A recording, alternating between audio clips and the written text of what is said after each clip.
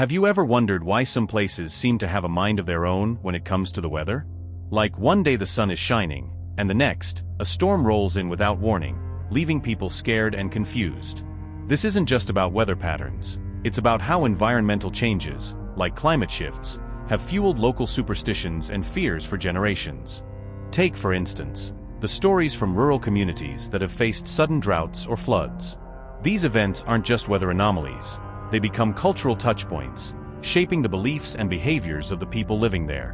When crops fail due to an unexpected dry spell, whispers of curses or angry spirits start circulating. It's a way for people to make sense of the chaos around them. They connect the dots between environmental shifts and supernatural retribution. In many cultures, these fears manifest in folklore. For example, in parts of Brazil, there are tales of the cuca, a mythical creature that's said to haunt the dreams of children who misbehave.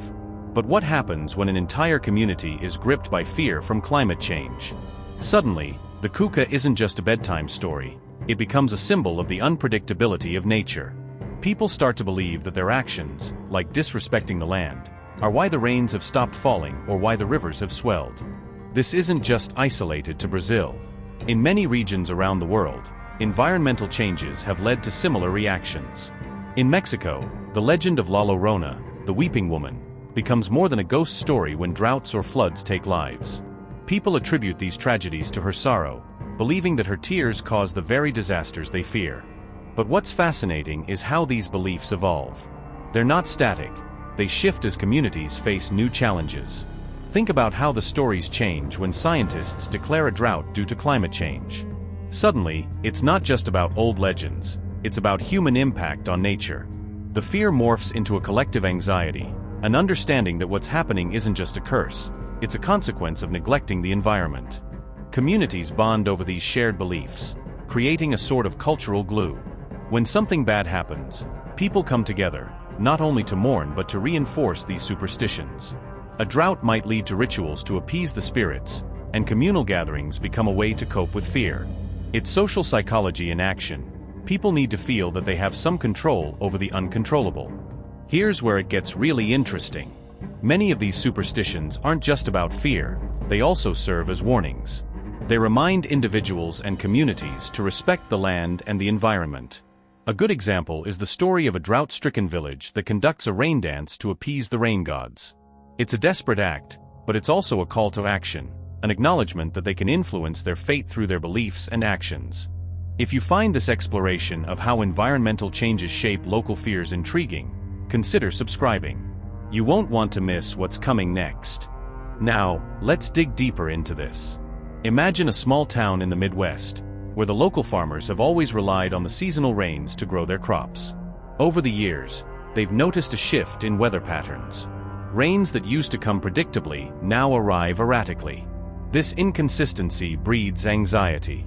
As a result, older generations start recalling tales of the Great Drought from decades ago, a time when the land cracked open, and the skies turned an angry shade of orange. Those stories become more than just history, they become warnings. The younger generations begin to see the signs, the shadow of the past looming over their future. And it's not just the farmers, everyone in town feels the weight of these tales. They gather at the diner, sharing their fears and superstitions, trying to find meaning in the chaos. There's a palpable tension in the air when the sky darkens. People glance up, half expecting a storm, half wondering if the stories are true. What if the land is angry? What if their ancestors' negligence is coming back to haunt them? The fear becomes communal, binding them together in a shared anxiety. But here's the kicker, these communal beliefs also shape individual actions. A farmer might choose to plant a certain crop based on a superstition rather than scientific advice. Why? Because in that moment of uncertainty, the old ways feel safer. The folklore serves as a guide, even if it doesn't align with modern agricultural practices. This complex interplay between fear, superstition, and environmental changes unfolds in many regions. In the Arctic, for instance, indigenous communities have long had a deep respect for the land and its cycles. But as climate change disrupts those cycles, melting ice and changing animal migrations, they're faced with a crisis. The legends of their ancestors take on new meaning. They warn of imbalance and call for respect for nature. In these cases, it's not just about fear of the unknown. It's about a disruption of identity. Communities that have thrived on stable environmental conditions must now adapt quickly, and that's where the old stories come back into play. They provide a framework for understanding these changes, even if that framework feels outdated in the face of modern science. The stories evolve, but they also reveal something deeper about the human condition. As we face environmental crises, we search for meaning in our experiences. We cling to the stories that give us a sense of control, hoping to avert disaster through rituals and beliefs. As we explore this further, consider how these superstitions might reflect more than just local fears. They may also point to larger cultural narratives about humanity's relationship with nature. When one community reacts with fear to climate change, others might see it as an opportunity for growth or change. Stick around, because the next part of this exploration will take us to different corners of the globe, where local fears play out in unexpected ways. But before we dive back in, if you're enjoying this deep dive, hit that subscribe button. There's more to uncover, and you won't want to miss it. Now, let's return to the stories that shape our understanding of fear. Picture a fishing village in Japan. As the tides change and the sea grows rough, tales of sea spirits and vengeful gods emerge. Fishermen, faced with unpredictable waters, begin to invoke the names of these spirits before setting sail. They believe that respecting the sea's power can protect them from storms. In this case, the folklore intertwines with survival. The fishermen's superstitions are not just about fear, they're about adapting to the realities of their environment. When a storm hits and boats are lost, the community gathers to recount tales of the sea's fury, reinforcing the belief that they must honor the spirits to keep their livelihoods intact. This blend of fear and respect illustrates how environmental changes can reshape not just superstitions but entire ways of life. People adapt their beliefs to cope with the realities they face. But what happens when the very fabric of these beliefs is challenged?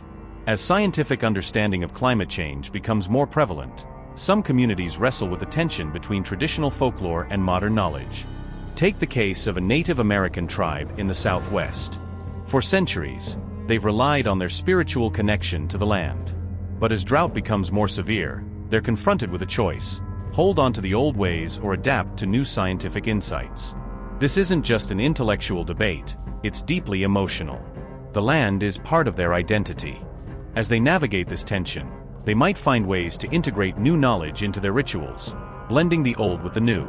This evolution demonstrates how resilient cultures can be, adapting while still holding onto their core beliefs. These stories highlight a universal truth: fear is a powerful motivator.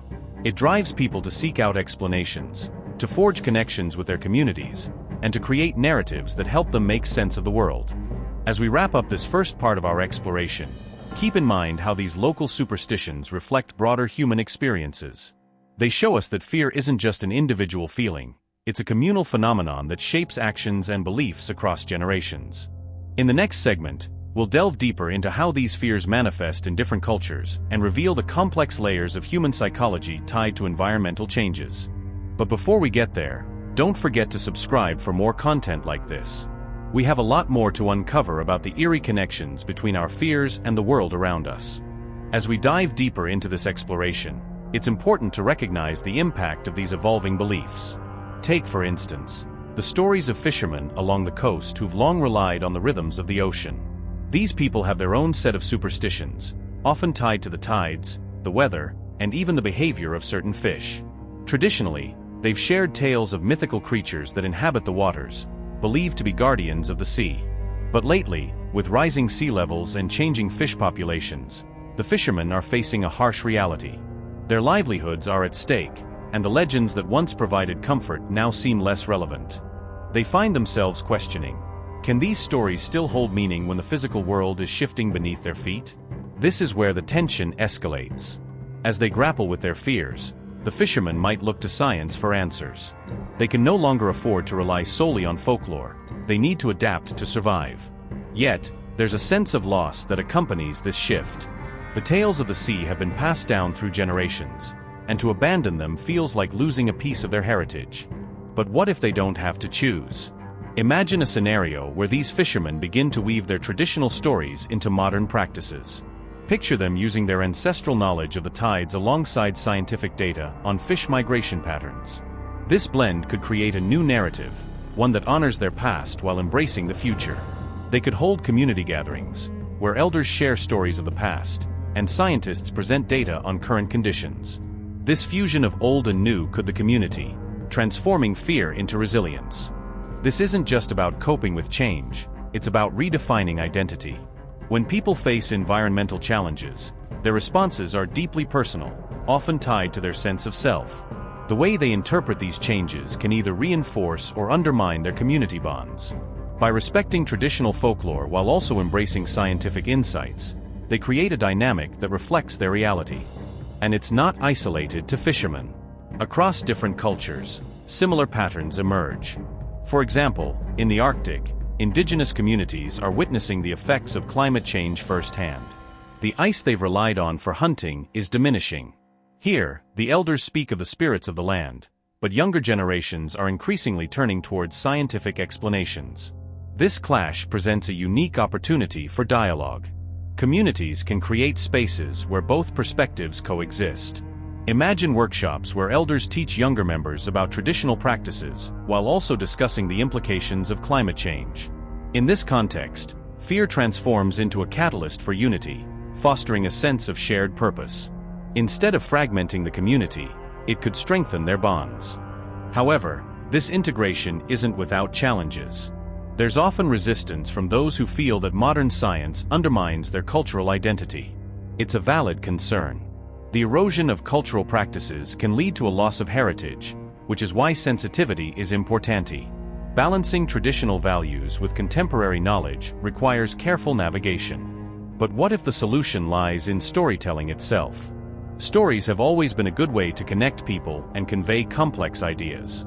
By crafting narratives that blend traditional beliefs with modern realities, communities can create a shared understanding that honors both worlds. Take, for example, climate change documentaries that feature personal stories from local communities. These films often highlight the voices of those directly impacted, allowing viewers to see the human side of environmental issues. Such storytelling can evoke empathy and spark action, prompting audiences to rethink their relationship with nature. As we continue to observe these dynamics, it's important to remember the emotional weight that fear carries. It drives communities to find meaning in their experiences, shaping their responses to change. When fear is acknowledged and addressed, it can become a source of strength. So, what's the takeaway here? The intersection of fear, tradition, and modern science offers a rich tapestry of human experience. It shows us that adaptation doesn't mean abandoning the past. It can mean evolving in a way that honors it. As we conclude this segment, let's reflect on how these narratives shape our understanding of resilience. They remind us that cultures are not static, they're living entities, constantly adapting to new realities. This adaptability is not just about survival, it's about thriving in the face of change. If you, with this exploration of human experience and the intertwined nature of fear and culture, consider subscribing to stay updated. There's much more ahead that delves into the layers of how we connect with our environment and each other. Now, as we look forward to the next part of our discussion, let's keep in mind the power of narratives. They can help us navigate our fears and forge connections that might lead us toward solutions we haven't yet imagined. Thank you for joining this journey of discovery. If you enjoyed this conversation, be sure to subscribe and hit that notification bell so you don't miss out on what's coming next. There's a lot more to use about the intricate ways our fears shape the world around us.